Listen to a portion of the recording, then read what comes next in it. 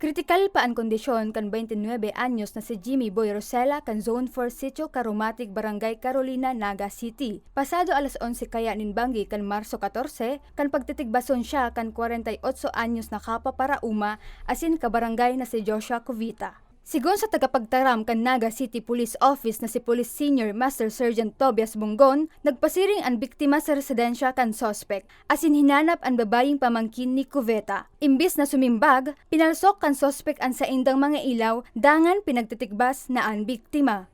So until now, nasa kwenta, day pa makauron. Sabi yun, continuous pang medication. And we are hoping na sana makasurvive man.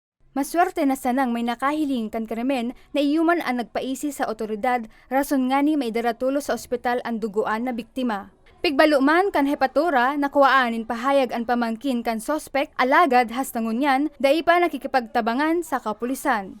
Ang sa tuya pong emosyon din sa nadadara sa tuyang aktwasyon, sa tuyang aksyon. Araw po kayo ni, sa suspect, sa part kan suspect, ngunyan, siyempre nagbabasol na kita, ninulitan nagibot na ito. Kapag man po ka nagiging biktima, sana po, siguraduhin ta na kita makataunin ko yan. Offensive words or whatever na ginigibot na, tanganing daing iriwal. Kung pwede man sanang pag-urunan ang mga sitwasyon, sana po, gibuhon ta na po, mas madali pong nag-uron-uron, nag-urulay, sabi kayan, kung hindi kitang init ng payo.